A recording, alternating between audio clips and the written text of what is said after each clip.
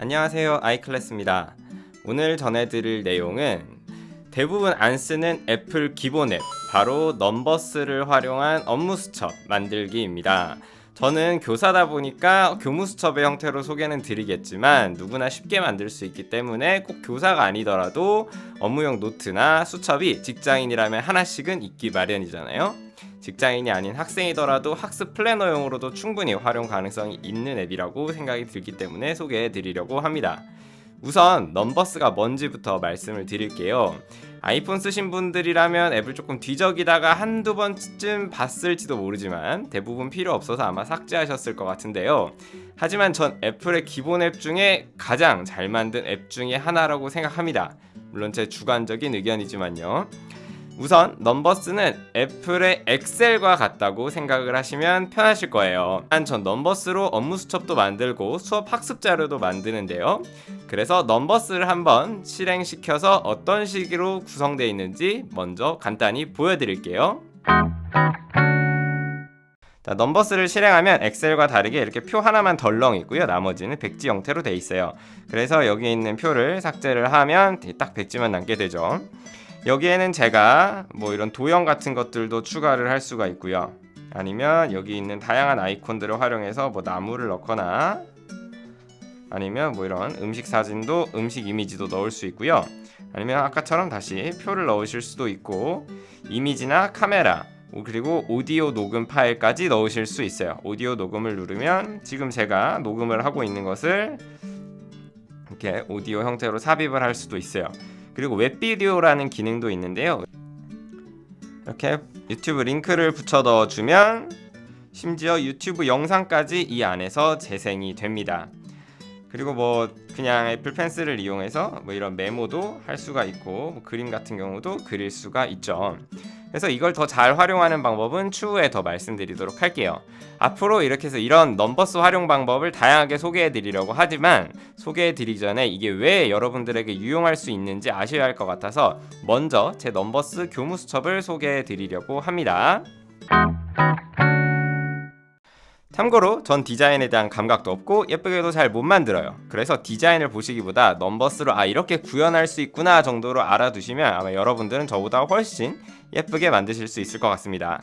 우선 홈페이지인데요. 홈페이지 시트는 이렇게 다른 시트로 이동할 수 있는 스위치들이 있는 페이지를 제가 만들었습니다. 넘버스도 엑셀과 마찬가지로 위에 이런 여러가지 시트들이 있어요. 엑셀도 시트가 있잖아요. 근데 이 홈페이지에 그 시트로 바로 이동할 수 있는 스위치를 만들어서 조금 더 빠르게 효율적으로 이용할 수 있도록 제가 만든 건데, 예를 들어 시간표를 눌러볼게요. 여기 시간표를 누르면 이제 바로 제가 만든 시간표 페이지로 이동을 할 수가 있습니다.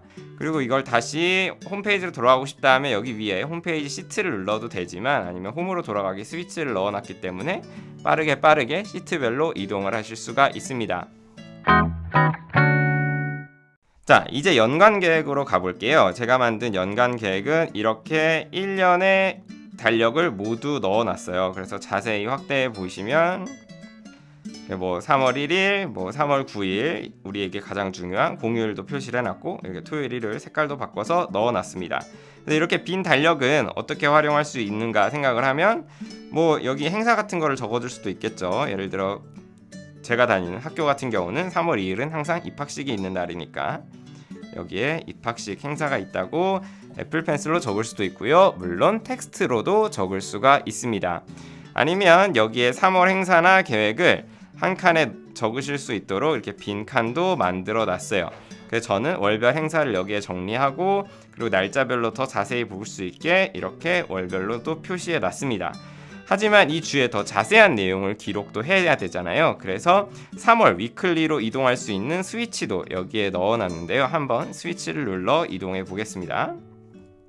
자, 이렇게 하면 3월 위클리로 바로 이동이 됩니다. 아니면 여기 위에 있는 시트를 눌러서 이동도 가능해요. 그래서 여기 들어오면 이렇게 월, 화, 수, 목, 금, 토, 일까지 날짜를 적을 수 있고, 그리고 해당 요일에 오늘의 할 일이나 조회, 종례, 전 교사니까 전달 사항도 적을 수 있고요. 그리고 그날 있었던 특이사항 같은 경우도 여기 밑에다가 적을 수가 있어요. 그리고 그 주에 있는 할 일들을 한꺼번에 한눈에 보기 쉽게 여기에 투두 네, 칸도 이렇게 만들어 놔서 적을 수가 있습니다. 그리고 이제 교사다 보니까 가장 중요한 교과 진도표가 있죠. 그래서 밑에 1주차 교과 진도표도 넣어놨어요. 자, 이렇게 위클리를 하고 나서 다시 연간 계획을 보고 싶다 하면 이렇게 연간 계획으로 돌아가기 스위치를 눌러도 되고요. 이렇게 위클리를 눌러 다시 돌아가도 되고, 아니면 홈으로 돌아가고 싶다 하면 홈으로 돌아가기를 눌러서 이렇게 바로 홈으로 돌아갈 수도 있습니다. 그리고 담임 선생님들에게 중요한 게 이제 학급 다이어리인데요. 학급 다이어리로 한번 이동을 해 볼게요. 학급 다이어리에는 학생들에 대한 기본 내용을 적을 수 있는 내용으로 구성을 한번 해봤어요. 그래서 이렇게 학생 사진을 선생님들이 이제 처음에 받으면 학생 사진들을 다 받거든요. 그래서 학생 사진을 여기다 넣고 뭐 이름이랑 그리고 뭐 보호자 성명, 보호자 연락처 굉장히 중요한 거죠. 학생 연락처도 적을 수 있고요. 그리고 학번과 이 학생에 대해서 제가 알아둬야 할 거. 특히 만약에 선생님들 같은 경우는 이제 학생이 어떤 음식에 대한 알러지가 있다거나 아니면 뭐에 대해서 굉장히 예민하다거나 아니면 굉장히 이 학생이 이 학교에 생활하는 데서 선생님이 알아둬야 할 것들을 여기다 이제 적을 수 있고요. 그리고 학기 초 기초 상담 내용을 여기다 적을 수 있게 제가 따로 칸을 만들어 놨습니다. 물론 이제 표 형태로 넣어놨기 때문에 펜슬을 이용해도 되고 텍스트 형식으로 넣을 수도 있겠죠. 그리고 그런데 이렇게 다이어리뿐만이 아니라 학생에 대해서 더 자세한 상담을 해야 될 때가 있어요. 뭐 학생들이 싸우기도 한다거나 아니면 학생들이 뭐 학교 생활에 어려움을 겪을 때 이제 상담을 하기도 하는데, 이렇게 상담 내용을 조금 더 자세히 넣을 수 있게 상담 일시, 학생 이름, 상담 주제 등을 담은 상담록도 따로 만들어 놔서 제가 활용할 수 있도록 만들어 놨습니다. 그리고 이렇게 메모 칸도 나서 제가 뭐 그날 더 많이 메모할 양이 있다 하면 이렇게 메모장을 만들어서 메모를 할 수 있게 만들어 놓기도 했어요. 이렇게 하다가 다시 이제 홈으로 돌아가기를 누르면 이렇게 홈으로 돌아갈 수가 있겠죠. 그래서 저는 이제 이런 식으로 교무수첩으로 소개해 드렸지만 여러분 업무에 맞게 훨씬 더 여러분만의 업무 수첩을 쉽게 만드실 수 있습니다. 넘버스 활용 방법만 알면 말이죠.